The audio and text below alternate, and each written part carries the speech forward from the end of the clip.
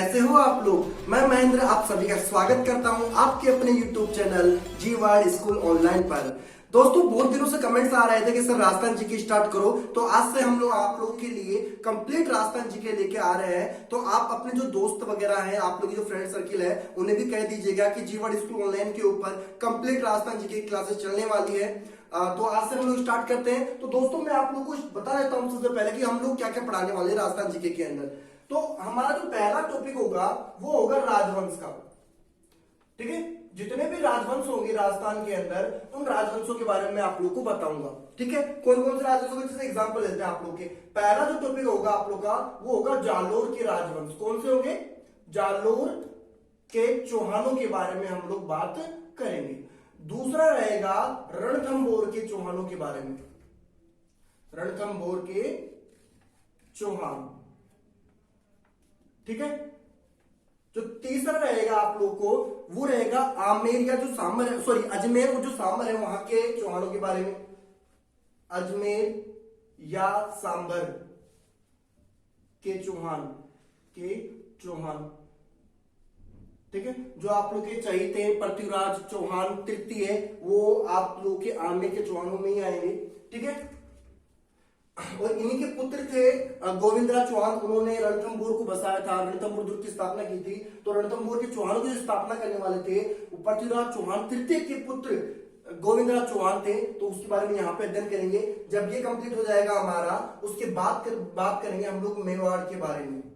क्या बात करेंगे हम लोग? मेवाड़ की बात करेंगे। और मेवाड़ के अंदर मैं आप लोगों को दोस्तों दो वंशों के बारे में बताऊंगा। वो पहला है आप लोग का गुहिल और दूसरा होगा आप लोग का सिसोदिया। ठीक है, एग्जाम के अंदर ज्यादातर जो क्वेश्चन पूछे जाते हैं वो सिसोदिया वंश से ही पूछे जाते हैं। हालांकि मेवाड़ के अंदर जितने जो टोटल राजवंश हुए 24 हुए हैं, लेकिन जो सबसे इंपॉर्टेंट मुख्य है, जो एग्जाम की दृष्टि से ज्यादा इंपॉर्टेंट है, क्वेश्चन पूछे जाते हैं जहां से, वो है आप लोग के गुहिल और सिसोदिया। और सिसोदिया सबसे ज्यादा इंपॉर्टेंट है क्योंकि इसी के अंदर आप लोग महाराणा कुंभा, राणा सांगा, महाराणा प्रताप सबके बारे में यहीं पे हमारे को इंफॉर्मेशन मिलती है। फिर बात करेंगे हम लोग यहाँ पे मारवाड़ के राठौड़ों के बारे में, मारवाड़ के राठौड़, मारवाड़ के राठौड़ के बारे में बात करेंगे।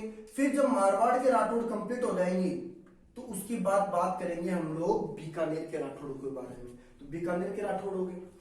जब बीकानेर के राठौड़ खत्म हो जाएंगे फिर हम लोग आएंगे जो आप लोग के आमेर पड़ता है जयपुर के अंदर, आमेर के चौहान, सॉरी आमेर के कछुआ राजवंश, कछुआ राजवंश के बारे में हम लोग बात करेंगे। जो कछुआ राजवंश है आप लोग के जो राजा मान सिंह हुए थे वो भी अपने यहाँ आमेर से ही थे। ठीक है, जब आमेर कंप्लीट हो जाएगा फिर बात करेंगे हम लोग गुज्जर प्रतिहार के बारे में। दूसरा टॉपिक हमारा होगा गुज्जर प्रतिहार, गुज्जर प्रतिहार के बारे में बात करेंगे। गुज्जर प्रतिहार जब कंप्लीट हो जाएगा फिर राजस्थान का एकीकरण आप लोगों को बताने वाला हूं, राजस्थान का एकीकरण, राजस्थान का एकीकरण। ठीक है, जब राजस्थान का एकीकरण कंप्लीट हो जाएगा फिर आप लोगों के लिए दोस्तों पढ़ाएंगे आप लोगों को प्रजामंडल आंदोलन, प्रजामंडल आंदोलन। ठीक है, जब प्रजामंडल आंदोलन खत्म हो जाएगा फिर आप लोग का होगा यहाँ पे किसान आंदोलन, किसान आंदोलन। जब किसान आंदोलन भी आप लोग का कंप्लीट हो जाएगा फिर बात करेंगे हम लोग 1857 की क्रांति, बहुत इंपॉर्टेंट है 1857 की क्रांति। ठीक है, कोई सा भी एग्जाम हो चाहे छोटा हो या बड़ा हो, एक ना एक क्वेश्चन 1857 की क्रांति में से आता ही आता है। और जो राजस्थान का एकीकरण है ये भी बहुत ज्यादा इंपॉर्टेंट है। आमेर के कछुआ वंश है ये भी बहुत ज्यादा इंपॉर्टेंट है। यहीं से जो हिस्ट्री में जो क्वेश्चंस आते हैं वो यहीं से आएंगे। और अंतिम जो हम बात करेंगे वो बात करेंगे सभ्यता की, सभ्यता की। राजस्थान के अंदर जितनी भी सभ्यताएं होंगी उन सब के बारे में हम लोग बातचीत करेंगे। तो सबसे पहला हमारा जो आज का टॉपिक है दोस्तों मैं आप लोगों के लिए स्टार्ट करने जा रहा हूं वो है जालोर के चौहान। ठीक है, बहुत ही आसान टॉपिक है और इसको बहुत ही आसानी से हम लोग कर सकते हैं। तो चलो स्टार्ट करते हैं जालोर के चौहान के बारे में। आप लोग उतार लेना इसको, ठीक है। और हाँ, एक चीज और बता दूं, मैं जितनी ये जो कंप्लीट राजस्थान जीके की सीरीज आप लोग के लिए स्टार्ट कर रहा हूं, इसमें आप लोग अपनी कॉपी और पेन साथ लेके बैठना और उसके अंदर नोट डाउन करते रहना, ठीक है। चलो उतार लो एक बार। ओके, ठीक है, उतार लिया आप लोगों ने। मिटा लेता हूं, मैं इसको क्लीन कर रहा हूं।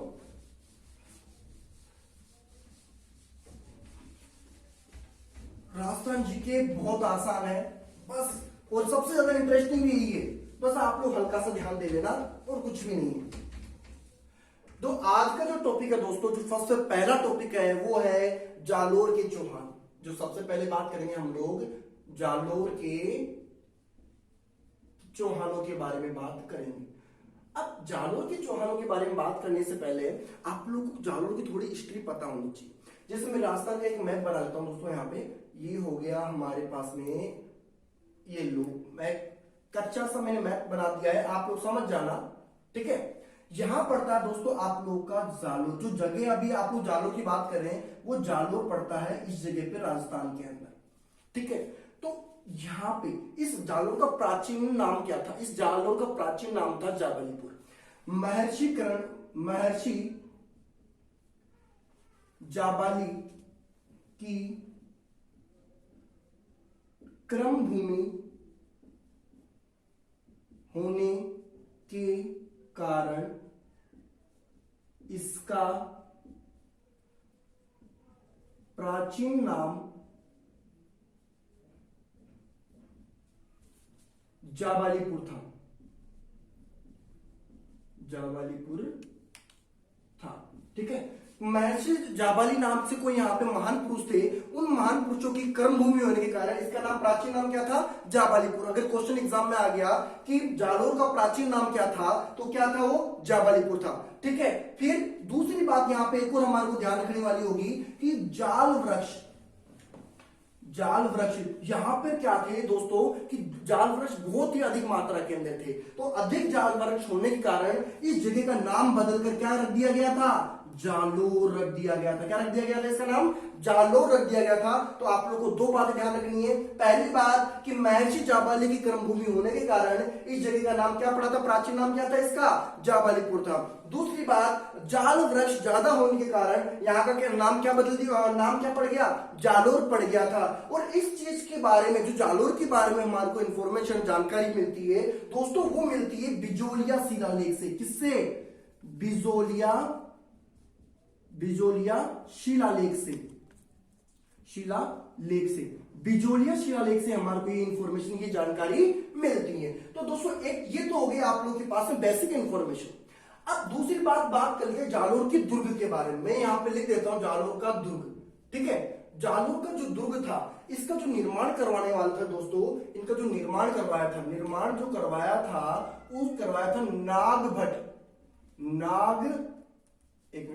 नागभट्ट प्रथम प्रतिहार में। नागभट्ट प्रथम प्रतिहार ने इसका निर्माण करवाया था, ठीक है। और ये जो दुर्ग है, ये जो स्थापित है वो है अचल पहाड़ी के ऊपर। अचल पहाड़ी के ऊपर स्थित है। इस कारण से इसका जो नाम पड़ा है वो पड़ा है कांचनगिरी। दूसरा नाम पड़ा है दोस्तों इसका सुवर्णगिरी। क्या नाम पड़ा है? सुवर्णगिरी। अब आप लोगों को एक चीज ध्यान रखने वाली है, कई बार आप लोग के पास क्वेश्चन आ जाएगा कि तो सुवर्णगिरी है, एक है आप लोग का सुवर्णगिरी। मैं यहां पे लिख देता हूं, एक है आप लोगों का स्वर्णगिरी। तो आप लोग कंफ्यूज मत होना, ये जो स्वर्णगिरी है ये जैसलमेर के दुर्ग के बाद, जो जैसलमेर का दुर्ग है उसका नाम है, और जो स्वर्णगिरी है वो जालोर के दुर्ग का उपनाम है, ठीक है। एक और बात करेंगे यहाँ पे सोनगिरी। कौन सा है? सोनगिरी। तो जो आप लोग का जो जालोर का दुर्ग था, उस जालोर के दुर्ग के तीन नाम हुए।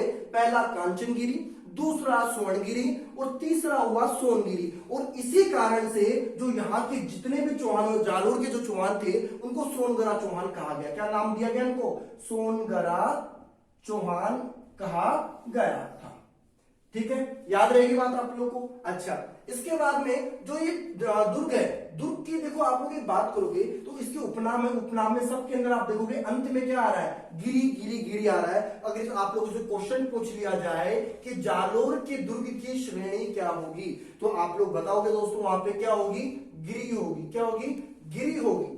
तो क्लियर है बात आप लोग को। ये जालोर की बेसिक इंफॉर्मेशन थी। आप लोग एक बार फिर से देख लो कि जालोर के जो चौहान थे उसके बारे में बात करते हैं तो महर्षि जाबाली की कर्मभूमि होने के कारण इसका नाम जाबालीपुर पड़ गया, जो इसका प्राचीन नाम था। लेकिन यहाँ पे अत्यधिक मात्रा के अंदर जाल वृक्ष पाए गए थे, इस कारण से इसका नाम जालोर बदल गया था। जालोर के अंदर एक दुर्ग था, उस जालोर का दुर्ग का जो निर्माण कराया था वो नागभट्ट प्रथम ने करवाया था। इस नागभट्ट प्रथम ने जब इसका निर्माण कराया था वो कराया था अचल पहाड़ी के ऊपर। अचल बोल दो, यहाँ पे हो गया आंचल पहाड़ी के ऊपर। इस कारण से इस दुर्ग का नाम पड़ गया कांचनगिरी, इसकी का नाम पड़ गया सोनगिरी, और इसी का नाम पड़ गया आप लोग का सोनगिरी। और इस सोनगिरी होने के कारण यहाँ के चौहानों को सोनगरा चौहान के नाम से जाना जाता है। ठीक है, इसकी जो श्रेणी है इस दुर्ग की वो क्या है, गिरी है। ठीक है, तो एक बार उतार लो इसको। अच्छा, उतार लिया आप लोगों ने, तो मैं इसको मिटा देता हूं। अब बात करता हूं जालोर के चौहानों की स्थापना करने वाला कौन था, तो उनके बारे में बात कर लेते हैं। तो दोस्तों मैं आपको बताता हूं कि देखो ये है हमारा राजस्थान का मैप। एक बार आप लोग देख लेना है, कच्चा सा मामला मैंने आप लोग के लिए सेट कर दिया ताकि आप लोगों को समझने में ज्यादा समस्या नहीं आएगी। ठीक है, आपको चित्र में मत जाना, चित्र पे जाओगे तो मेरी पेंटिंग वैसे खराब है। आप लोग समझो हिस्ट्री क्या है आप लोगों की। तो ये पड़ता है आप लोग का जालोर। ठीक है, ये जालोर पड़ता है। जालोर के पास में पड़ता है यहाँ पे दोस्तों पाली। ठीक है, और पाली के अंदर एक जगह पड़ती है, उस जगह का नाम है नाडोल। क्या नाम है, नाडोल नाम है इस जगह का। और इस जालोर के ठीक ऊपर की साइड पड़ता है बाड़मेर। ठीक है, ये बहुत ज्यादा इंपॉर्टेंट चीजें हैं, सारी सारी जो हिस्ट्री है वो यहीं से निकल कर आएगी जालोर की। ठीक है, और इस बाड़मेर के अंदर ही पड़ता है आप लोग के शिवाणा दुर्ग। शिवाणा दुर्ग पड़ता है।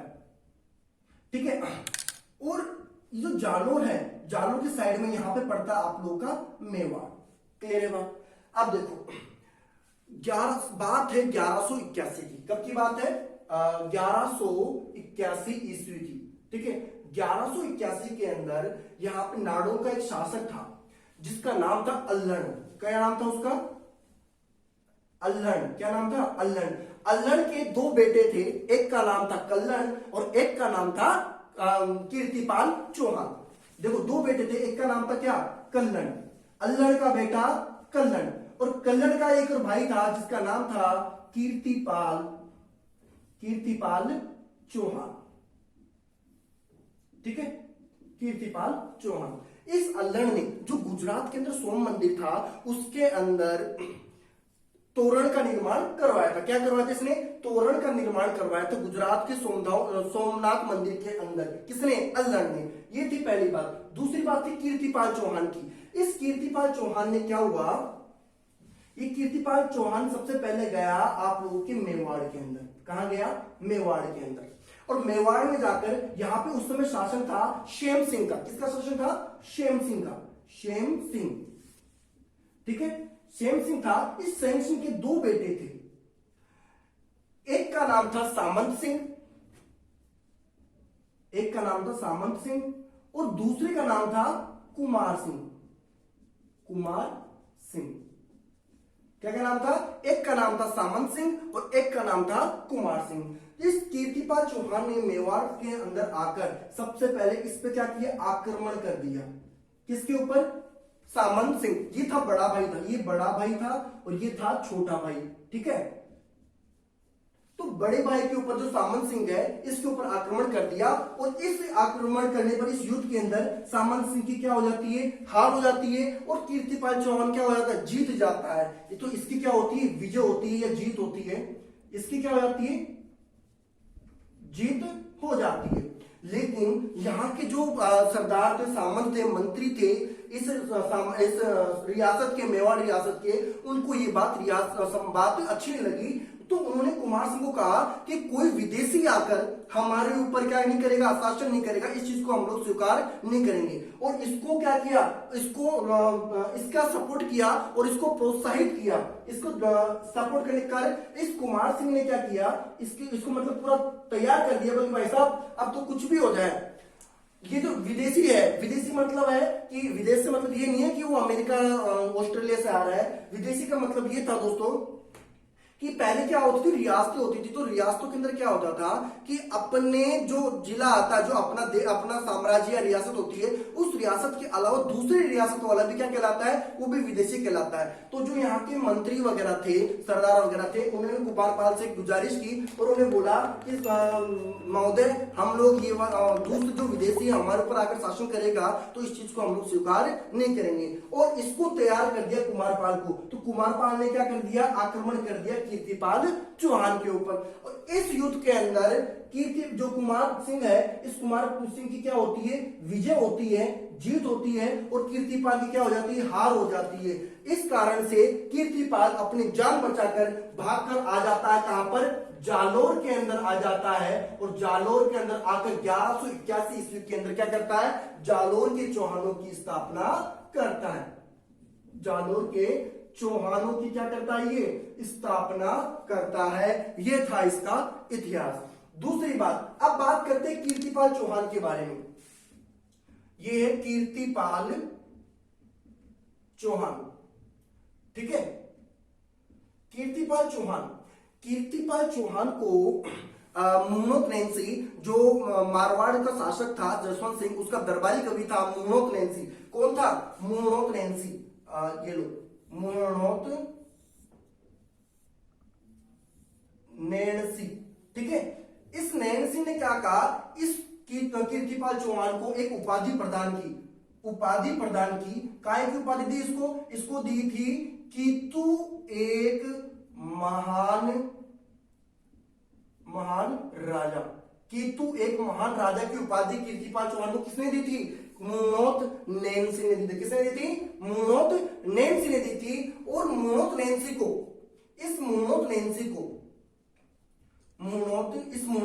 को राजस्थान का अबुल फजल कहा जाता है।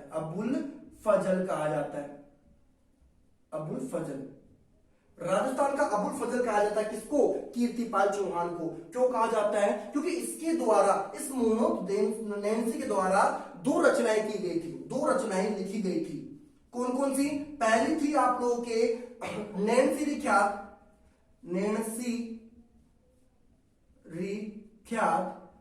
और दूसरी थी इसकी मारवाड़ रा परगरा विगत। तो देखो मुनोत नैन्सी ने दोस्तों दो रचनाएं की थी। एक की थी नैन्सी रिख्यात और दूसरा लिखा था मारवाड़ रा परगरा विगत। और इस नैन्सी रिख्यात के अंदर जिस प्रकार से जो अकबर है, अकबर के दरबारी अबुल फजल ने अपने समकालीन राजाओं का भी वर्णन किया था, उसी प्रकार से इस नैन्सी ने भी नैन्सी रिख्यात रचना के अंदर अपने जो क्या नाम कीर्तिपाल चौहान के समकालिक राजा थे उनका भी वर्णन किया था। इसी कारण से मुंशी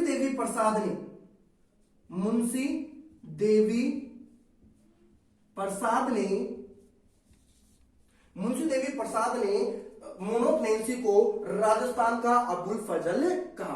तो बात क्लियर, समझ में आई नहीं है आप लोगों को। तो देखो बात को ध्यान देना यहाँ पे कि दोबारा एक बार बताता हूं मैं आपको जालोर के चौहानों के बारे में। जालोर के जो चौहान थे, ठीक है, इसकी स्थापना करने वाला था कौन है, कीर्तिपाल चौहान जालोर के अंदर आता है 1181 के अंदर, ठीक है। तो इसमें आकर ये जालोर के चौहानों की स्थापना कर देता है। सबसे पहले आता है मेवाड़ में, और मेवाड़ में उसमें शासन होता है शेम सिंह का। और शेम सिंह के दो बेटे होते हैं, एक का नाम होता है सामंत सिंह और दूसरे का होता है कुमार सिंह। इस सामंत सिंह सबसे पहले कीर्तिपाल आकर किस पे आक्रमण करता है, सामंत सिंह पर आक्रमण करता है। और इस आक्रमण के अंदर सामंत सिंह की क्या हो जाती है, हार हो जाती है और कीर्तिपाल जीत जाता है। लेकिन यहाँ के जो सरदार जो मंत्री थे उन्होंने इस बात को अपनाया नहीं और कहा कोई विदेशी आकर हमारे ऊपर शासन या हमारे ऊपर अधिकार नहीं जता सकता। इस कारण से कीर्ति कुमार सिंह ने क्या किया, दोबारा से आक्रमण किया कीर्तिपाल चौहान के ऊपर और कीर्तिपाल आक्रमण करने के बाद इस युद्ध में विजय हुई कुमार सिंह की और कीर्तिपाल चौहान की हार हुई। इस कारण से कीर्तिपाल चौहान भाग कर कहां पे आ गया, जालोर के अंदर, और जालोर में 1181 के अंदर क्या करता है, जालोर के चौहानों की स्थापना करता है। ठीक है, क्लियर है कि ये बात। अगर बात आ जाए आप लोग कीर्तिपाल चौहान के पिताजी का नाम क्या है, तो वो है अल्लड़, और इसके भाई का नाम क्या है, वो कल्लड़। खैर ये वाली बात इतनी इंपॉर्टेंट नहीं है, इंपॉर्टेंट बातें ये वाली है। अगर कीर्तिपाल चौहान के बारे में बात करें तो कीर्तिपाल चौहान को मोनोत्रेन से उपाधि दी थी कीतु एक महान राजा की। ये बहुत इंपॉर्टेंट क्वेश्चन है और यही क्वेश्चन पूछा जा सकता है कि कीर्तिपाल चौहान को कीतु एक महान राजा की उपाधि किसने प्रदान की थी। तो दोस्तों ध्यान रखना, मोनोत्रेंसी ने की थी। और मोनोत्रेंसी किसका दरबारी कवि था, तो मारवाड़ का शासक था, जो मारवाड़ का शासक था जसवंत सिंह, वो जसवंत सिंह का दरबारी कवि था। कौन, मोनोत्रेंसी था। ठीक है, इस मोनोत्रेंसी ने दो रचनाएं लिखी थी। पहली थी आप लोग की नैनसिरी ख्यात और दूसरी थी मारवाड़ प्रगरारी विगत। इस कारण से इस नैनसी ने अपने जो पहली रचना थी नैनसिरी ख्यात, इसके अंदर अपने समकालिक राजाओं का भी वर्णन किया था। इस कारण से मुंशी देवी प्रसाद ने मोनोत्रेंसी को राजस्थान का अबुल फजल भी कहा है, क्योंकि जिस प्रकार से अकबर का दरबारी अबुल फजल, इसने भी अपने समकालीन जो अकबर के समकालीन राजा थे उनका वर्णन अपनी पुस्तक के अंदर किया था, उसी प्रकार से मोनोत्रेंसी ने नैनसिरी ख्यात के अंदर अपने समकालीन राजाओं का वर्णन किया है। तो ये चीज आपको ध्यान रखना है, यहां से बहुत ज्यादा इंपॉर्टेंट क्वेश्चन बनने वाले हैं। ठीक है, आप लोग उतार लो इस चीज को। हाँ तो उतार लिया आप लोगों ने। देखो इसके अंदर जो इंपॉर्टेंट क्वेश्चन बनेंगे वो क्या क्या बनेंगे। पहली बात, अगर मैं पहला क्वेश्चन करता हूं आप लोगों से कि जालोर के चौहानों की स्थापना किसने की थी, तो किसने की थी, कीर्तिपाल चौहान ने। कब की थी, 1181 के अंदर। ठीक है, दूसरी बात, कीर्तिपाल चौहान को कीतु एक महान राजा की उपाधि किसने प्रदान की थी, तो वो की थी मोनोत्रेंसी ने। और मोनोत्रेंसी को राजस्थान का अबू फजल कहा जाता है। ये बात किसने, ये संज्ञा किसने दी थी मोनोत्रेंसी को, तो दी थी मुंशी देवी प्रसाद ने। और अगला क्वेश्चन में बात करूं तो मोनोत्रेंसी के द्वारा जो रचित रचनाएं थी, जो इसके द्वारा जो ग्रंथ लिखे गए थे, जो पुस्तकें लिखी गई थी, वो थी नैनसिरी ख्यात और मारवाड़ प्रगरारी विगत। ये बहुत ज्यादा इंपॉर्टेंट चीज है दोस्तों आप लोगों के लिए। ठीक है, और अब मैं थोड़ा आगे चलता हूं, इसको मिटा देता हूं मैं। अब बात करूंगा जो कीर्तिपाल चौहान के बाद में कौन कौन से शासक आए थे जालोर के अंदर, तो इन्हीं के पुत्र थे कीर्तिपाल चौहान के। मैं आप लोग को यहाँ पे नोट डाउन करवा देता हूं। आप लोग कॉपी और पेन लेकर उसमें नोट डाउन करते रहना। अगर नोट डाउन नहीं करोगे तो समझ में नहीं आएगा आप लोग को। ठीक है, अच्छा दूसरी चीज, अब देखो बात करते हैं अपन जो कीर्तिपाल चौहान था, ये लो कीर्तिपाल चौहान। ठीक है, कीर्तिपाल चौहान के बाद में जो यहाँ पे प्रतापी शासक हुए थे, उसका मतलब प्रतापी क्या थे, मतलब नॉर्मल इतना कोई उनका खास रोल नहीं था। पहला था आप लोगों का समर सिंह। ठीक है, इन्हीं के पुत्र थे। फिर इनका जो पुत्र था उसका नाम था उदय सिंह। और उदय सिंह के बाद में आया था चाचिक देव, खतरनाक नाम है, चाचिक देव। और चाचिक देव के जो बाद आया था वो था आप लोग का सामंत सिंह। क्या नाम था, सामंत सिंह। और सामंत सिंह के जो बाद आया था वो थे कान्नड़ देव चौहान। जालोर के चौहानों में सबसे प्रतापी जो शासक था वो था कान्नड़ देव चौहान। इसने अलाउद्दीन खिलजी, जो दिल्ली सल्तनत का खिलजी वंश का जो शासक था अलाउद्दीन खिलजी, उसकी भी हवा टाइट कर दी थी इसने कान्नड़ देव चौहान ने। तो सबसे प्रतापी शासक कौन सा था, कान्नड़ देव चौहान था। और इस कान्नड़ देव चौहान का जो शासनकाल था वो था 1305 से लेकर के 1311 ईस्वी तक। ठीक है, 1305 से लेकर के कब तक का, 1311 ईस्वी तक। लेकिन इस कान्नड़ देव चौहान के पिताजी थे सामंत सिंह ने। इस सामंत सिंह ने क्या किया था, इसको 1296 के अंदर ही क्या कर दिया, शासन भार की जिम्मेदारी, इसको जिम्मेदारी सौंप दी थी। जिम्मेदारी दे देते हैं इसको साहब, ये होगी जिम्मेदारी। अब जिम्मेदारी दे दी तो ये काम करना भी अपना क्या कर देगा, स्टार्ट कर देगा। अब मैं बात कही कानरदेव चौहान है जालोर के चौहानों का प्रतापित शासक, जिसका शासनकाल आता है 1305 से लेकर 1311 तक, 11 के बीच। और लेकिन 1296 के अंदर ही इसके पिताजी सामंत सिंह ने इसको क्या कर दिया था, इसको जिम्मेदारी सौंप दी थी। उसी टाइम पर मैं बात करूंगा दोस्तों आप लोगों से खिलजी वंश की। किसकी बात कर रहा हूं मैं, खिलजी वंश की। तो थोड़ी सी बातें आप लोगों को बता देता हूं मैं, ताकि आप लोग को समझने में थोड़ी आसानी होगी। खिलजी वंश की जो स्थापना हुई थी दोस्तों, वो हुई थी आप लोगों की 1290 के अंदर। किसने की थी, जलालुद्दीन खिलजी ने की थी। जलालुद्दीन खिलजी, किस क्या नाम था, जलालुद्दीन खिलजी, जिसका शॉर्ट में नाम डाल देता हूं मैं जेके। 1290 से लेकर 1296 तक मामला चला था किसका, जलालुद्दीन खिलजी का। लेकिन 1296 के अंदर इसका दामाद, या तो दामाद बोल दो या उसका भतीजा बोल दो, एक ही बात है, क्योंकि उसका भतीजा भी था और इसी की बेटी से इसने क्या कर ली थी, शादी कर ली थी। यहाँ पे थोड़ा मामला इनका खराब है। तो अब यहाँ पे आ जाता है अलाउद्दीन खिलजी। और इस अलाउद्दीन खिलजी ने क्या किया था 1296 के अंदर, अपने चाचा या ससुर जो जलालुद्दीन खिलजी था, इसकी क्या कर दी थी, हत्या कर दी थी। इस कारण से अब जो नया शासक आ गया वो है अलाउद्दीन खिलजी। और अलाउद्दीन खिलजी का शासनकाल रहा था दोस्तों 1296 से लेकर के 1316 ईस्वी तक। कब तक रहा था, 1296 से लेकर के 1316 ईस्वी तक। और उसी टाइम दौरान के मतलब उसी टाइम ड्यूरेशन के अंदर अगर आप लोग देखते हो तो कानरदेव चौहान था, इसका शासनकाल भी क्या आ गया 1296 से लेकर 1311 के बीच में। मतलब इन दोनों के बीच अपन कराएंगे अब पंगा, अब लड़ाइयां होगी, अब लड़ाइयां कराना काम जरूरी है, ठीक है। तो इसको मैं मिटा देता हूं। अच्छा, इसे मिटाने से पहले आप लोग को एक चीज और बता दूं कि अलाउद्दीन खिलजी ये साम्राज्यवादी नीति का था। कैसा था ये, साम्राज्यवादी नीति का था, ठीक है। साम्राज्यवादी नीति का मतलब क्या होता है, ये अपने साम्राज्य का क्या करता था, विस्तार करना चाहता था। इसलिए ये अपने आप को सिकंदर ए शाहनी कहता था, सिकंदर ए शाहनी कहता था, ठीक है। ये अपने आप को सेकंड अलेक्जेंडर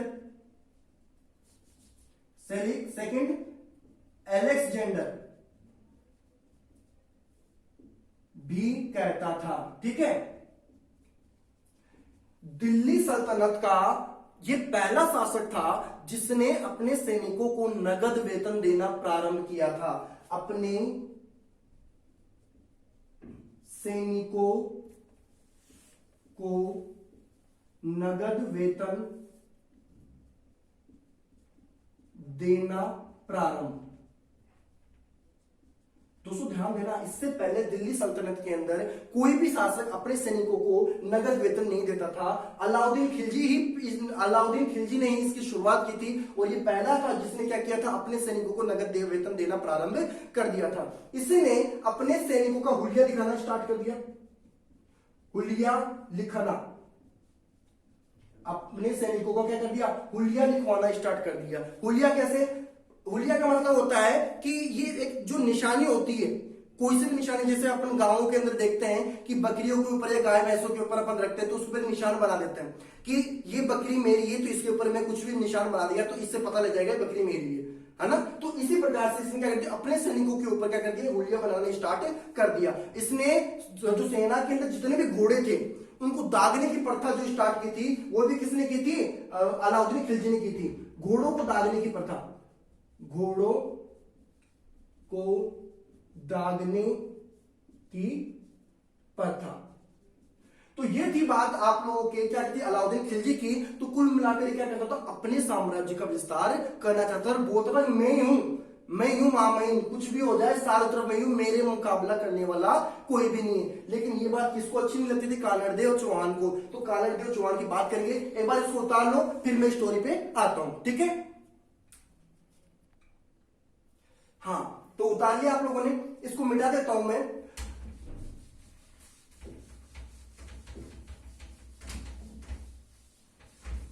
यहाँ के जो क्वेश्चंस है सबसे ज्यादा इंपोर्टेंट आपको, अगर इनकी जो ये सीरीज याद नहीं रहे, मतलब जो ये सामंत सिंह, चाची देव, उदय सिंह, समर सिंह, अगर ये याद नहीं रहते तो कोई दिक्कत वाली बात नहीं है। सबसे जरूरी बात है आप लोगों को कानड़देव चौहान के बारे में याद रखने की। और कानड़देव चौहान ने जब मतलब अलाउद्दीन खिलजी का विरोध किया तो उस समय देखो, उस समय की घटना बात आता हूं मैं आप लोगों को। तो बात आती है 1299 ईस्वी की। कब की आती है?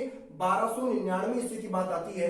और इस 1299 के अंदर दोस्तों क्या होता, देखो इधर बात करते हैं तो मैं ये नक्शा बनाता हूं हमारे राजस्थान का। तो अब आप थोड़ा सा इस चीज को थोड़ा सा सीरियस ले लेना। ये हल्की सी जो बातें आती हैं, कैसा भी हो यार, ये लो, ये लो, ठीक है, ये राजस्थान आ गया। इस जगह पड़ता है आप लोगों का जालोर, ठीक है, क्या पड़ता है ये? जालोर। यहां पड़ता है आप लोगों का बाड़मेर, ठीक है, ये पड़ गया आप लोग का बाड़मेर, यहां पड़ गया आप लोग का जालोर, यहां पे है आप लोग का मेवाड़, और यहां पड़ता है दिल्ली, ठीक है। अब देखो दिल्ली का शासक कौन बैठा हुआ है? तो दिल्ली का जो शासक है वो कौन है? अलाउद्दीन खिलजी। एक के कौन है? एक के। मैं बार बार अब एक ही बात बोलूंगा, एक के, आप लोग समझ जाना, बार बार अलाउद्दीन खिलजी एक के, ठीक है, ओके। और जो मेवाड़ है, मेवाड़ का जो शासक था वो था समर सिंह। क्या था? समर सिंह, समर सिंह। और इस समर सिंह का एक दरबारी था, मतलब दरबारी या फिर गुप्तचर मान लो आप लोग, या सेनापति मान लो, सेनापति नहीं गुप्तचर मान सकते हो, तो दरबारी बोल देता हूं मैं, दरबारी। वो था निम्बा। क्या था? निम्बा। बाहुबली वाला नहीं, ये दूसरा निम्बा है, समर सिंह का दरबारी निम्बा, ठीक है। फिर यहां पे बात करते हैं जालोर। जालर का आप लोग जानते हो, कानड़देव चौहान, कानड़देव चौहान, ठीक है। और इस कानड़देव चौहान के सेनापति थे, दो सेनापति थे, ठीक है। उसका नाम था, एक का जेता और दूसरा था देवड़ा। जेता और देवड़ा किसके सेनापति थे? कानड़देव चौहान के सेनापति थे, ठीक है। फिर बात करें यहां पे नीचे की साइड, बच्चा आप लोग पढ़ता है गुजरात। और गुजरात में उस समय जो शासन था वो था कर्ण वघेला का, कर्ण वघेला, कर्ण वघेला। और कर्ण वघेला का एक मंत्री था, उसका नाम था माधव, माधव। क्या नाम था उसका? माधव। तो ये पिक्चर आप लोग की क्लियर हो गई। अब देखो इस माधव की इस कर्ण सिंह के साथ में क्या हो जाती है? अनबन हो जाती है। अनबन हो गई, अनबन मतलब लड़ाई हो गई इनकी। अब लड़ाई हो गई तो ये नाराज होकर किधर आ गया? ये चला गया आप लोग के दिल्ली का शासक था, दिल्ली के अंदर। और दिल्ली में कौन बैठा हुआ था? अलाउद्दीन खिलजी। और अलाउद्दीन खिलजी को जाके बोलता है तू आक्रमण कर किसके ऊपर? गुजरात के ऊपर, सॉरी गुजरात के ऊपर आक्रमण कर दे, और आक्रमण करके उसके अंदर जो धन संपदा उसको लूटना, ठीक है। तो अलाउद्दीन खिलजी क्या करता है? इसके दो सेनापति होते हैं, एक का नाम आता है उल्लुग खां, उल्लुग खां, ठीक है। एक का नाम आता है नुसरत खां, ठीक है। क्या क्या नाम आता है? एक का नाम आता है उल्लुग खां और एक का नाम आता है नुसरत खां, ठीक है। तो इसने क्या किया? इन दोनों सेनापतियों को बोलता है कि जाओ और जाकर गुजरात पर आक्रमण करके उसको लूट लो। तो ये लोग क्या करते हैं? इससे पहले मतलब एक जो दूत होता है उस दूत को भेजते हैं कहां पे? जालोर के अंदर। उस जालोर का रास्ता थोड़ा सस्ता पड़ता है, आसान पड़ता है, आने जाने में थोड़ी सुविधाजनक होता है, तो जालोर में भेजता है। जालोर में भेजने के बाद कानड़देव से बोलता है कि हमारे को यहां से जाने की परमिशन दो। तो कानड़देव बोलता है टांग मत दर्द देना, यहाँ पे अगर तुम लोगों ने टांग दर्दी तो 2-2 फीट कम कर दूंगा, ठीक है। तो दो ये बात जाकर इन दूतों ने क्या कर दी? अलाउद्दीन खिलजी को बोल दी। तो अलाउद्दीन खिलजी बोलता है कि साले इतनी हिम्मत हुई तेरी, तू मेरे को मतलब धमकी दे रहा है। तो फिर इसने उस समय तो कुछ किया नहीं, लेकिन थोड़ा सा टाइम लिया और इसने क्या किया? अपना रास्ता बदल दिया। तो उल्लुग खां और नुसरत खां को इसने जो भेजा वो मेवाड़ के रास्ते से भेजा।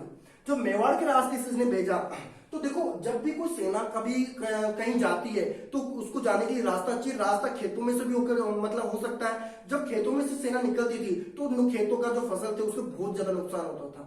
अब इतना नुकसान मतलब जो शासक है, जो जनता, वो सहन नहीं कर सकती थी। इस कारण से उनको क्या देना पड़ता था? कर देना पड़ता था। तो इधर से जब गुजर रही थी तो ये गुजरने वाली बात, ये जो दरबारी था निम्बा, इस निम्बा ने जाकर किसको बोल दिया, यहाँ का जो सरदार था, जो शासक था समर सिंह, इस समर सिंह को जाके बोलता है कि साहब ऐसी ऐसी बात है, अलग जो अलाउद्दीन खिलजी है उसकी मतलब सेनापति अपनी पूरी सेना के साथ में किधर जा रहे हैं, गुजरात जा रहे हैं, हमारे रास्ते से जा रहे हैं। तो समर सिंह बोलता है उसकी इतनी हिम्मत। तो आता है समर सिंह, और समर सिंह क्या करता है, इनके ऊपर क्या करता है, थोड़ा सा आक्रमण कर देता है, और आक्रमण करके इनका क्या होता है, सुलझाटा हो जाता है। सुलझाटा होने के बाद में क्या होता है, मतलब सुलह हो जाती है।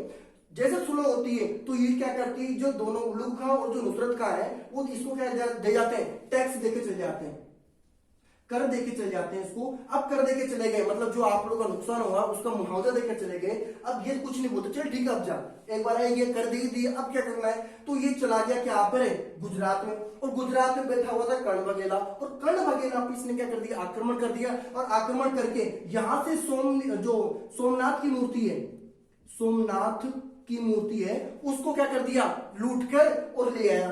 जब लूट के ले जा रहा था तब इसने सोचा, इन दोनों ने सोचा कि अगर वापिस मैं मेवाड़ के रास्ते से जाऊंगा तो मुझे कौन मिलेगा, समर सिंह मिलेगा। अगर समर सिंह मिलेगा तो वापस मेरे को टैक्स देना पड़ेगा, तो ऐसा करता हूं मैं जालोर से होकर निकल जाता हूं, चुप कैसे, किसी को पता भी नहीं चलेगा। लेकिन इनको पता नहीं था, इनका बाप बैठा हुआ इधर साइड के अंदर, ठीक है। तो ये क्या करता है, ये जो उलूग खां नुसरत खां है यहां से जाते हैं कहां पे, जालोर होकर जाते रहते हैं, ठीक है। तो जालोर के अंदर क्या होता है कि कानड़ देव को पता लग जाता है कि भाई आगे अलाउद्दीन खिलजी की सेना। तो उसने क्या किया, उसने अपने दो सेनापतियों को भेजा, एक का नाम था जेता, एक का नाम था देवड़ा। तो जेता और देवड़ा को भेजा, और इनकी दोनों की आक्रमण से इसने क्या कर दिया, इसने जो सामान लूट के ला रहे थे, जो खजाना लूट के ला रहे थे, उस खजाने को क्या कर दिया, छीन लिया। अब छीन लिया और इनको मुर्गा बना के मारा, मुर्गा बना दिया। अब बोले कि अंडा भी दे। अब जो उलूग खां नुसरत खां बोलते हैं तो कुछ भी कर ले, अंडा तो नहीं दे सकते हम लोग, तो मुर्गा बना दिया इनको ढंग से, और ढंग से बनाने के बाद में इनको भेज दिया कहां पर, छोड़ दिया, और छोड़ने के बाद ये आगे दिल्ली, और दिल्ली में आकर अलाउद्दीन खिलजी से बोलते हैं मारा, बहुत जोर से मारा, और छुड़ाया ही नहीं हमारे तो कोई भी। तो इसका यहाँ पे आकर यहाँ रोने लग गए। अलाउद्दीन खिलजी को बात अच्छी नहीं लगी कि पहली बात तो साला यहाँ से जाने नहीं दिया, दूसरी बात जो मैं सामान लूट के लाया था उसको भी छीन लिया। तो ये पहला कारण बना था जालोर दुर्ग के ऊपर आक्रमण करने का। दोस्तों ध्यान रखना, पहला कारण था ये वाला 1299 का जो घटना चक्र है वो याद रखना आप लोग। ये पहला कारण था जालोर दुर्ग के ऊपर, मतलब कानड़ देव चौहान के ऊपर आक्रमण करने का। किसका, अलाउद्दीन खिलजी का, ठीक है। ये बात समझ में आ गई आप लोगों को। अब आप लोग इसको लिख लो, ठीक है। एक मिनट, हाँ तो उतार लिया आप लोगों ने, ठीक है। मैं इसको क्लीन कर देता हूं और इसके आगे की बात हम लोग करते हैं। तो याद रहेगा ये घटना चक्र आप लोगों को, तो पूरा याद रख लेना कि 1299 का जब हमारे आक्रमण किया था इन्होंने गुजरात के ऊपर, उस समय अलाउद्दीन खिलजी के कौन कौन से सेनापति गए थे, तो याद रखना उलूग खां और नुसरत खां। अब बात आती है 1305 की। कब की बात होती है, 1305 ईस्वी की, बल्कि सर 1305 डायरेक्ट ये बीच का समय कहा गया। देखो दोस्तों, ये क्या होता था कि पहले जब ये राजा महाराजा होते थे एक जगह बिजी नहीं होते थे, ये एक जगह आक्रमण नहीं करते थे, इनकी अलग अलग जगह शाखाएं चलती रहती थी कि आज यहाँ पे आक्रमण करना, आज यहाँ पे आक्रमण करना। जैसे 1299 के अंदर इन्होंने रणथंभौर पर आक्रमण किया था, 1301 के अंदर रणथंभौर के ऊपर आक्रमण किया था, ठीक है। उसी प्रकार से ये फिर 1303 के अंदर आप लोग जानते हो पद्मनी वाला जो हादसा हुआ था, पद्मनी, रानी पद्मनी, जिसकी पिक्चर ही बन चुकी है, उसकी आप लोगों ने बहुत अच्छी देखी होगी, दीपिका पादुकोण और शाहिद कपूर को, ठीक है। तो बात करते हैं अब 1305 की। 1305 में क्या होता है कि दिल्ली का शासक जो था वो आप लोगों को पता है कौन है, अलाउद्दीन खिलजी है, और इसके एक सेनापति था, उस सेनापति का नाम था एन उल मुल्क मुल्तानी। क्या नाम था उसका, एन उल मुल्क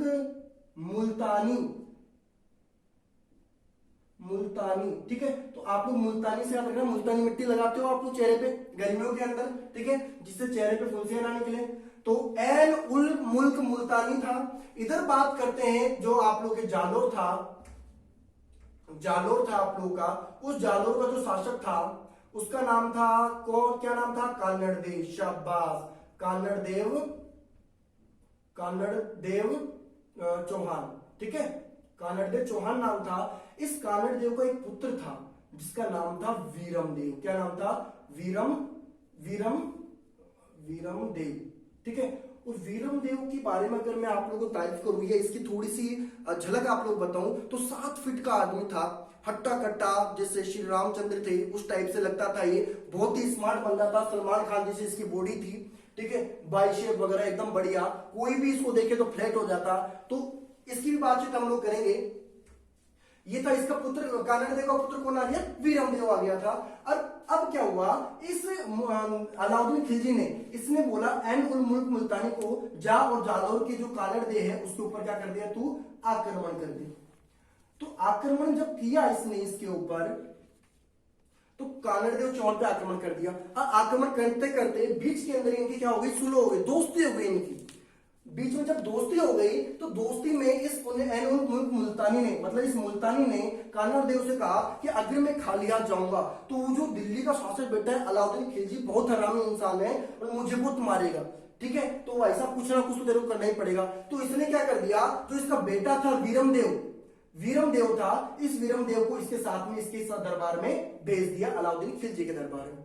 अब अलाउद्दीन खिलजी के जब दरबार में भेजा तो वहां पे अलाउद्दीन खिलजी के दरबार में लेके जाता है। तो देखो मैं दरबार बना देता हूं यहाँ पे आप लोगों के लिए ताकि समझने में और मजा आएगा आप लोग को। ये हो गया आप लोग का दरबार, ठीक है, ये हो गया दरबार। ये लो, यहां पे बैठा हुआ था अलाउद्दीन खिलजी एक ही, ठीक है।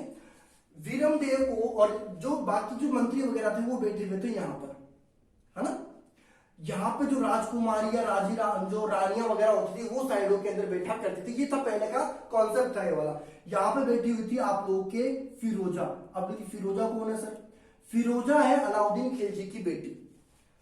अब मामला बहुत गंभीर हो गया, संकीर्ण मामला है, ध्यान देना। यहाँ पे वीरम देव को बुलाया गया। यहाँ पे 2 चपड़ासी थे इसके, जो सैनिक होते हैं, बाला लेकर ऐसे खड़े होते हैं इस तरीके से और बोलते हैं कि हाजिर हो, तो वो काम करता था। यहाँ पे 2 सैनिक थे, तो इन्होंने हाजिर मतलब बोला कि अलाउद्दीन खिलजी के दरबार में वीरम देव को हाजिर किया जाए। तो वीरम देव आता है, शाम से आता है, युग करके अकड़ के, यहाँ पे तलवार बांधी हुई, हाथों के अंदर जो सुरक्षा कवच वाला होता है, सीने पे जो रक्षा कवच जो पहन के रखते हैं, सारी चीज जो भी चीजें होती हैं आप लोग के, उन सारी चीजों को लेकर मतलब पहनकर वीरम देव आया।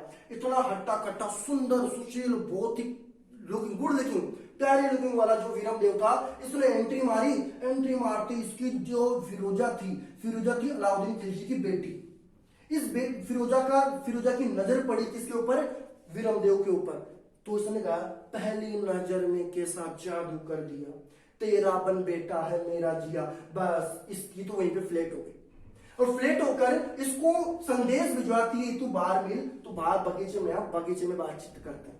तो बगीचे में चला गया और बगीचे में जाने के बाद में इसने प्रपोज किया। किसने? फिरोजा ने प्रपोज किया कि मैं तो तेरे से शादी करूंगी, आई लव यू, अब मैं नहीं रुकने वाली, कुछ भी हो जाए। तो वीरम देव ने क्या किया? वीरम देव ने मना कर दिया। बल्कि नहीं, मैं तो नहीं करूंगा। तो इसने पूछा कारण बता। बल्कि तेरी फैमिली का कैरेक्टर लेस है, मतलब पूरी कैरेक्टर लेस फैमिली है तेरी। बल्कि वो कैसे? बल्कि तेरा बाप है, वो सारे दिन भर लुगाइयों के पीछे पड़ा रहता है। उसने देख पद्मावती को नहीं छोड़ा, उसने रणथंबोर को नहीं छोड़ा, उसने कहीं को भी नहीं छोड़ा, तो वो लुगाइयों के पीछे पड़ा रहता है। तेरा बाप की नीयत ठीक नहीं लगती, मैं नहीं करूंगा। बल्कि और तो दूसरी बात करता है, इसकी पत्नी थी जिसका नाम था चिमना बेगम, ठीक है। और इसको चिमना बेगम को अलाउद्दीन खिलजी प्यार से बोलता था मराठा बेगम, ठीक है। तो तेरी मां के भी लक्षण ठीक नहीं है। क्यों? क्योंकि इसकी मां थी जो मराठा बेगम चिमना बेगम थी, ये अलाउद्दीन खिलजी का दोस्त था महमूद शाह। उस महमूद शाह के साथ में सेट हो गई। बोली ना तो तेरी मम्मी के लक्षण ठीक है, ना तेरे बाप के लक्षण ठीक है, तो तेरे भी लक्षण फिर आगे जाके बदल जाए भाई साहब, मैं तो नहीं पसंद वाला। तो ये बात इस फिरोजा को पसंद नहीं है। फिरोजा जाकर अपने बाप से बोलती है कि रोती हुई जाती है कि कुछ भी हो जाए मैं तो प्यार मतलब शादी करूंगी तो अल्लाह इसके वीरम देव से ही करूंगी। अलाउद्दीन बोलता है कि बेटा देख वो अपने समाज का नहीं है, उससे शादी नहीं हो सकती। लेकिन ये तो जिद पकड़ी बोलती अब तो कुछ भी हो जाए, जैसे मैं तो खाना ही नहीं खाऊंगी। तो अलाउद्दीन खिलजी बोलता है अब क्या करे, बेटी के सामने हार मान गया। तो जाके बोलता है बल्कि ठीक है अब कुछ भी हो जाए, कुछ भी जिंदा या मुर्दा जैसा भी होगा वीरम देव को मैं तेरे लिए लेकर आऊंगा। तो इसने क्या किया, वीरमदेव को इस अपने पास बुलाया और वीरमदेव से बोलता है, बल्कि ठीक है भाई बता क्या इरादा तेरा। तो इसने बोलता है भाई साहब मैं तो नहीं करूंगा। तो अलाउद्दीन खिलजी बोलता है देख तू मेरी बेटी का प्यार है, वो तेरे से बहुत प्यार करती है, अब मैं तेरे को एक दिन का समय और दे रहा हूं, तू सोच के मेरे को बता दे। तो वीरमदेव भाई पूरी रात का समय मिल गया, तो रात को मौका मिलते हुए भाग गया और यहां से जान बचा के जैसे भागा कहां पर आ गया आप लोगों के, जालोर आ गया। और जालोर आके कानड़ देव से बोलता है कि भाई साहब ऐसी ऐसी बात हो गई, ये तो साले मेरे को फंसाने पे लगे हुए हैं, मैं नहीं करने वाला शादी वहां पर। तो ये बात कानड़ देव को भी पसंद नहीं है, तो वो भी बोला चल ठीक है अच्छी बात है, कोई बात तूने मना कर दिया। तो अब ये था दूसरा कारण, ये था आप लोगों का बच्चों दूसरा कारण था कि अलाउद्दीन खिलजी आक्रमण करेगा कहां पर, जालोर के ऊपर। ठीक है, तो आओ स्टार्ट कराते हैं जालोर के ऊपर आक्रमण करने से पहले। देखो जालोर पर जब आक्रमण करेगा उससे पहले ये आक्रमण करेगा सिवाड़ा दुर्ग पर। किस पे करेगा, सिवाड़ा दुर्ग पर, सिवाड़ा दुर्ग। ठीक है, अब सिवाड़ा दुर्ग की मैं बात करता हूं, तो एक बार आप लोग उतार लो इसको, फिर मैं बताता हूं आप लोगों को। ठीक है, हाँ तो उतार लिया आप लोग। ध्यान रखने वाली बात 1305 का घटना चक्र बहुत इंपॉर्टेंट है ना। फिरोजों का प्यार, ठीक है, जब यहां से वीरमदेव चला गया था तो पीछे से गाना गा रही थी, तड़प तड़प के इस दिल से आह निकलती रही, मुझको सिला भी क्या दिया तूने प्यार का, ऐसी क्या सिला दिया प्यार का कि हम मर गए। अब बात आती है आप लोगों के 1308 की, 1308 की।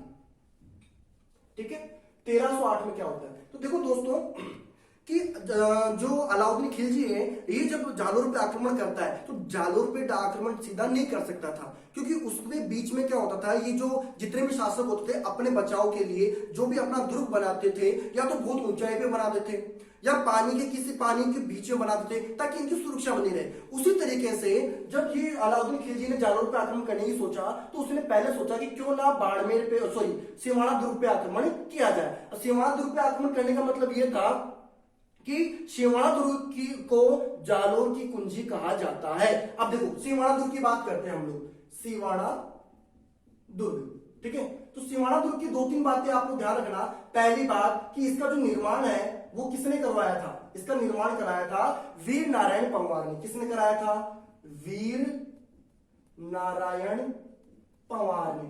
वीर नारायण पंवार ने इसकी स्थापना की थी, कब की थी, 954 या 53 ईस्वी के अंदर। जो आसपास का एरिया 954 या 953 भी बोल सकते हो आप लोग। ठीक है, मैं लिख देता हूं यहाँ पे आप लोगों के लिए 954 या 953। ये कोई इतना इंपोर्टेंट नहीं है सन, बस इतना ध्यान रखना कि सिवाड़ा दुर्ग का जो निर्माण करवाया था वो करवाया था वीर नारायण पंवार ने। क्लियर है कि नहीं, कहां पर स्थित है ये, आपसे अगर क्वेश्चन आ गया कि सिवाड़ा दुर्ग कहां पर स्थित है, तो आप लोग बताओगे दोस्तों बाड़मेर में। कहां है ये, बाड़मेर के अंदर है।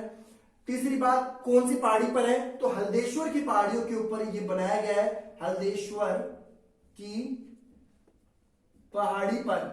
कहां बनाया गया ये, हल्देश्वर की पहाड़ी के ऊपर इसका निर्माण कराया गया है। ठीक है, इसके दो उपनाम आते हैं, इसके दो उपनाम आते हैं, उपनाम।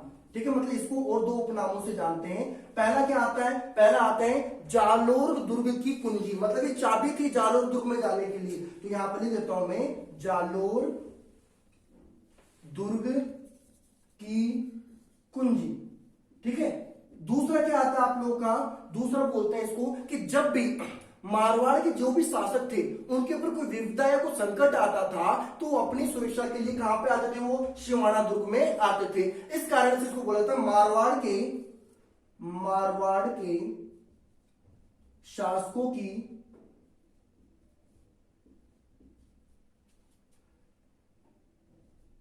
शरण स्थली इसको बोला जाता है। शरण स्थली मतलब जब भी उनके ऊपर कोई विपदा आती थी तो कहां पे आते थे, वो डायरेक्ट मारवाड़ के अंदर आ जाते थे। अब देखो जो सिवाड़ा दुर्ग है, इस सिवाड़ा दुर्ग का जो शासक था, मतलब यहाँ पे जिसको इसने कानड़ देव चौहान ने यहाँ बिठा दिया था इसकी सुरक्षा के लिए, वो था, उसका भाई था शीतल देव। कौन था वो, शीतल देव था। तो एक बार जगह छोटी पड़ जाएगी आपको, एक बार इसको उतार लो। ठीक है, आप उतार लेना इसको, वीडियो पोस्ट करके उतार लेना। और अगर वीडियो पसंद आ रहा है तो इसको लाइक जरूर करना। लाइक करके, और अगर आप चैनल पे पहली बार हो तो इसको चैनल को सब्सक्राइब कर लेना, ताकि आगे आने वाले जो वीडियोस हैं वो उसको ढूंढने में आप लोगों को समस्या नहीं आएगी। जैसे हम लोग उसको डालेंगे आप लोगों को नोटिफिकेशन मिल जाएगा और आप अपनी तैयारी आसानी से कर पाओगे। ठीक है दोस्तों, तो देखो मैं बात करता हूं घटना चक्र 1308 की, और 1308 के अंदर यहां पे दिल्ली का जो शासक था वो था आप लोगों का अलाउद्दीन खिलजी। कौन था? अलाउद्दीन खिलजी था। ठीक है, और जो यहाँ पे सिवाड़ा था, सिवाड़ा दुर्ग, उस सिवाड़ा दुर्ग का जो शासक था उसका नाम था शीतल देव। क्या नाम था? शीतल देव। ये शीतल देव और कोई नहीं था, जो कानड़देव चौहान था उसी का चचेरा भाई था। ठीक है, इस शीतल देव का एक पुत्र था, उस पुत्र का नाम था सोम। क्या नाम था उसका? सोम नाम था। और शीतल देव का एक सेनापति था, सेनापति। तो सेनापति का नाम था भावले पवार। भावले पवार गद्दारी करता, ये गद्दारी करता शीतल देव के साथ में। ठीक है, कौन? भावले पवार। अब बात आती है जो अलाउद्दीन खिलजी है, ये बुलाता है, जो कमाल का मुर्गा बुलाता है। ठीक है, इस कमाल का मुर्गा जो इससे बोलता है कि आप आक्रमण करो किसके ऊपर? शिवनाथुर के ऊपर, उसको जीतो, ताकि हम जालोर के ऊपर आसानी से आक्रमण कर सके। तो उसका कमाल का मुर्गा आता है, उसका नाम होता है कमालुद्दीन। कमालुद्दीन, कमालुद्दीन गुर्ग। क्या नाम आता है उसका? कमालुद्दीन गुर्ग नाम आता है। इस कमालुद्दीन गुर्ग को क्या कहता है? इस पे आक्रमण करने के लिए कहता है शिवाना दुर्ग पर। लेकिन ये जब यहां पे आता है तो ये आसानी से आक्रमण नहीं कर पाता, बहुत इंतजार करता है। और इंतजार करने के बाद में इसके दिमाग में एक आइडिया आता है।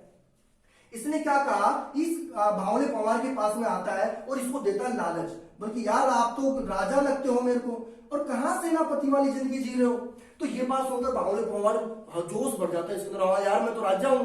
तो राजा बता तो उसको लालच दे देता है कि अगर हम लोग शिवनाथुर जीत गए तो तुम्हारे को यहाँ का क्या बना देंगे? शासक बना देंगे। तो भावले पवार को लालच दे दिया। अब भावले पवार को जैसे ही लालच दिया तो इसने इस कमालुद्दीन गुर्ग को क्या कर दिए? गुप्त राज बता दिए। गुप्त दरवाजे, जो गुप्त दरवाजे थे उनका रास्ता बता दिया। और बता दिया तो, और ये बात जाकर इसने क्या किया, अपनी जो पत्नी थी उस पत्नी को बता दिया, बल्कि भाई साहब मैं तो ऐसा किया कि अब अपन राजा बनने वाले शिवनाथुर के। तो बावली इसकी पत्नी बोलती मर बेटी का काट, वो क्या कर दियो तू। तो इधर से ये कमालुद्दीन गुर्ग था, उसने क्या कर दिया? आक्रमण कर दिया। अब इसको रास्ता मिल गया, तो गुप्त रास्ते मिल गए थे, तो शिवनाथुर में इसने एंट्री कर दी। एंट्री करके इसने शीतल देव पे आक्रमण कर दिया। जैसे आक्रमण किया था तो ये दोनों शीतल देव और जो सोम थे दोनों लड़ते लड़ते क्या हो गए थे? वीर गति को प्राप्त हो गए थे। मतलब इनको क्या हो गया था? मोक्ष की प्राप्ति हो गई थी। उससे पहले यहाँ पे इस भावनी पवार ने एक काम और किया था। जो यह तालाब था, शिवाना दुर्ग का जो तालाब था, शिवाना दुर्ग का जो तालाब था, तालाब, उस तालाब के अंदर गाय का खून मिला दिया था, गो रक्त मिला दिया था यहाँ पे। ठीक है, क्या मिला दिया था? गो रक्त मिला दिया था। इस कारण से भी ये शिवाना दुर्ग का जो तालाब था वो भी दूषित हो गया था। और इन दोनों ने, शीतल और सोम ने लड़ते लड़ते क्या कर दी? वीर गति को प्राप्त हो गए थे। और इस अलाउद्दीन खिलजी ने क्या किया? इस शिवाना दुर्ग का नाम बदल दिया। नाम क्या कर दिया? नाम बदल दिया, नाम बदल दिया। ठीक है, ये सबसे इंपॉर्टेंट बात है कि अलाउद्दीन खिलजी ने सिवाना दुर्ग का नाम बदलकर क्या रखा था? तो इसका नाम रखा था खेराबाद। क्या नाम रखा था इसका? खेराबाद। ठीक है, क्वेश्चन अगर एग्जाम में आप लोग के आ गया कि सिवाना दुर्ग का नाम बदलकर क्या रखा गया था, तो आप लोग क्या बताओगे? खेराबाद रखा गया था। कि जब 1308 का शिवाना दुर्ग का जब आक्रमण हुआ था तो अलाउद्दीन खिलजी की तरफ से जो सेनापति आया था उसका क्या नाम था? कमालुद्दीन गुर्ग नाम था। और इसका जो शीतल देव था, शीतल देव का जो सेनापति था उसका क्या नाम था? भावले पवार। समझ में आई बात आप लोग को? ठीक है, तो आप लोग इसको उतार लो।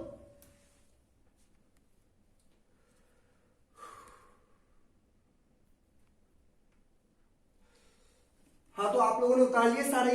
ठीक है, उतार लिया तो मैं इसको मिटा देता हूं। सबसे देखो, इस जो 1308 का घटना चक्र था उसके अंदर सबसे जरूरी बात यह है कि सिवाना दुर्ग जो था उसका नाम बदलकर क्या रखा गया था? तो खेराबाद। ये बहुत जरूरी बात है। ठीक है, आप लोग याद रखना। अब बात करेंगे हम लोग जालोर दुर्ग, जो जालोर चौहान है उसका अभी अंत अभी होने वाला है। और उसका जो लास्ट टॉपिक है वो है 1311 का घटना चक्र। कब की बात करेंगे हम लोग? 1311 की। अब 1311 में क्या होता है देखो आप लोग। अब इन्होंने क्या किया, अलाउद्दीन खिलजी ने शेवाड़ा दुर्ग को भी जीत लिया। मैंने देखो दोस्तों आप लोगों को दो कारण बताए थे कि जालोर दुर्ग के ऊपर आक्रमण करने के। पहला कारण कि गुजरात से वापस लौट रही सेना के ऊपर कानड़ देव के द्वारा आक्रमण करके उनसे धन संपदा को छीन लेना, यह था पहला कारण अलाउद्दीन खिलजी का जालोर के ऊपर आक्रमण करने का। दूसरा कारण मैंने आप लोगों को बताया है कि फिरोजा की शादी का प्रस्ताव न मानने पर फिर अलाउद्दीन खिलजी का जालोर के ऊपर आक्रमण करना, यह था दूसरा कारण। अब जब बात करते हैं 1311 की, 1311 ईस्वी की, तो देखो दोस्तों 1311 के अंदर क्या होता है, इधर बात करते हैं जालोर की, तो जालोर के अंदर कौन बैठा हुआ था, जालोर में था कानड़ देव, कानड़ देव, ठीक है। और दिल्ली था, इस दिल्ली में कौन बैठा हुआ था, दिल्ली के अंदर बैठा हुआ था अलाउद्दीन खिलजी, ये था अलाउद्दीन खिलजी बैठा हुआ था। तो देखो जब इस पे आक्रमण करने की बात आई, ठीक है, तो यहां पे इसके साथ बेटा भी था, इसका पुत्र था, उस पुत्र का नाम आप लोग जानते हो, मैंने अभी अभी बताया आप लोगों को, वीरमदेव, ठीक है, वीरमदेव। इस अलाउद्दीन खिलजी ने क्या किया, इस पे आक्रमण किया, और इसका जो सेनापति था, एक सेनापति दहिया बेका, इसका सेनापति मैं आप लोग के लिए सेनापति, ठीक है, दहिया बीका, ठीक है। चलो ये हो गई हमारी थोड़ी सी स्टोरी। और एक चीज और बता दो, जालोर के चौहान है, इनकी जो कुल देवी है, कुल देवी, ठीक है, उसका नाम है आशापुरा माता, आशापुरा माता, ठीक है। कि क्वेश्चन अगर आप लोगों के पास में आ गया, जालोर के चौहानों की कुल देवी कौन है, तो कौन है वो, आशापुरा माता, ठीक है। 1311 का जब 1311 का घटनाचक्र हुआ था, या फिर 1311 के अंदर जब अलाउद्दीन खिलजी ने आक्रमण किया था जालोर के ऊपर, उस समय कानड़ देव चौहान का सेनापति कौन था, जिसने कानड़ देव के साथ में क्या किया था, धोखा किया था, वो किया था दहिया बीका ने, ठीक है। तो देखो अब बात करते हैं दिल्ली के शासक अलाउद्दीन खिलजी, अब की बार खुद आता है और खुद आकर क्या करता है, कानड़ देव के ऊपर आक्रमण कर देता है।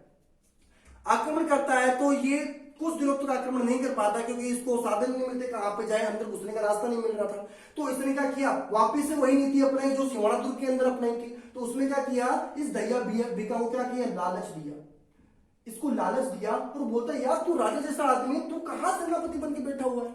अब इस दहिया बीका ने बोला, हाँ यार बिल्कुल बात तो सही कह रहे हैं कि मैं तो राजा बनूंगा, और मैं कहां सेनापति बन के बैठा हूं। और इसने बोला अगर मैं जालोर दुर्ग जीत गया तो क्या करूंगा, तेरे को मैं यहाँ का राजा बना दूंगा। अब इसको लालच मिल गया, तो लालच मिलते दहिया बीका ने क्या किया, इसको सारा चीजें क्या बता दी, गुप्त रास्ते बता दिए, गुप्त रास्ते बता दिए। और गुप्त रास्ते जैसे ही बताए, अलाउद्दीन खिलजी कहां घुस गया, जालोर दुर्ग के अंदर घुस गया, और यहां पर घुसकर क्या किया, कानड़ देव और वीरम देव से आक्रमण, इनके ऊपर आक्रमण कर दिया। आक्रमण करते ही ये दोनों इससे लड़ते लड़ते क्या गए, मारे गए। इसी दौरान इस वीरम देव ने सोचा कि किसी विदेशी शासक अलाउद्दीन खिलजी के हाथों मरना है, क्यों ना मैं अपनी जान खुद ले लूं। इस कारण से इसने अपनी जो कुल देवी है आशापुरा माता, उस आशापुरा माता के सामने क्या किया, आत्महत्या कर ली। जो कटार थी, कटार से आत्महत्या कर ली, ठीक है। इसने खुद ही कटार पकड़ी और ये मार दी, ढचाक से मार दी, क्या हो गया, खुद भी मर गया। और इस अलाउद्दीन खिलजी ने इस जालोर दुर्ग था, इसका भी क्या कर दिया, नाम बदल दिया। अब नाम क्या कर दिया, इसने बदल दिया, और बदल के क्या कर दिया, इसका नया नाम रखा जलालाबाद। क्या नाम रखा इसका, जलालाबाद, ठीक है, जलालाबाद इसका नया नाम रख दिया था। जब यहीं से जब ये वीरम देव था, इसने जब आत्महत्या कर ली, तो इसकी गर्दन काटकर अलाउद्दीन खिलजी का ले गया दिल्ली, उसके अंदर दिल्ली ले गया, और दिल्ली ले जाकर दे दिया किसको, फिरोजा को। फिरोजा का इसकी जो पुत्री थी, ठीक है, इसकी जो पुत्री थी फिरोजा, इस फिरोजा को दे दिया। अब फिरोजा भी बहुत आशिक थी, ठीक है, ये बेवफा नहीं थी, ठीक है। तो इसने क्या किया, इसकी जो वीरमदेव की जो सर कटा हुआ सर था उसको यमुना जो नदी है उसके किनारे लेकर गई और वहीं पर जाकर इसने भी क्या कर दी, उस नदी में कूदकर अपनी जान दे दी। मतलब तू नहीं तो मैं भी नहीं, अब मैं भी किसी से शादी नहीं करूंगी और मामला हमारा क्या हो गया, खत्म हो गया। ये था दोस्तों आप लोग के जालोर दुर्ग, पूरा कंप्लीट जालोर दुर्ग। ठीक है, अरे मैं बोलूं कि जालोर दुर्ग के बारे में सर कंप्लीट जानकारी मतलब जो जानकारी मिलती है वो कहां से मिलती है। तो बच्चे दोस्तों आप लोग के 3 लेखक हुए थे। जो पहला लेखक था आप लोग का पद्मनाभ, ठीक है, पद्मनाभ था। एक और था आप लोगों का, दूसरा जो लेखक था दोस्तों आप लोगों का, उसका नाम था अमीर खुसरो, ठीक है। और जो तीसरा लेखक था आप लोगों का उसका नाम था फरिश्ता, ठीक है। अब इन्होंने क्या किया, इन्होंने तीनों ने एक एक पुस्तक लिखी, वहीं से हमारे को नॉलेज मिलती है किसके बारे में, जालोर के चौहानों के बारे में। पद्मनाभ था, इस पद्मनाभ ने क्या कहा कि कानड़ देव प्रबंध पुस्तक लिखी, कानड़ देव प्रबंध, ठीक है। ये क्वेश्चन आप लोग के डायरेक्ट एग्जाम में आते हैं, ठीक है। इनकम टैक्स में आया हुआ क्वेश्चन है कि पद्मनाभ कानड़ देव प्रबंध किसके द्वारा लिखी गई थी, तो लिखी गई थी पद्मनाभ के द्वारा। ये लेखकों के नाम और इनके द्वारा लिखी हुई पुस्तकें आप लोगों को याद होनी चाहिए, सीधे सीधे डायरेक्ट क्वेश्चन आता है यहां से बनकर, ठीक है। अमीर खुसरो ने भी एक पुस्तक लिखी थी, उसका नाम था खजाइन उल फतवा,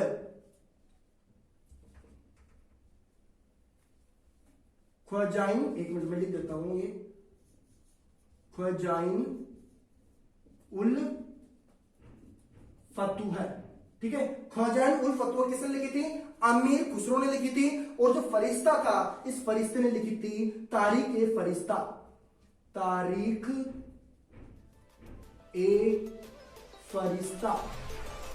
ठीक है।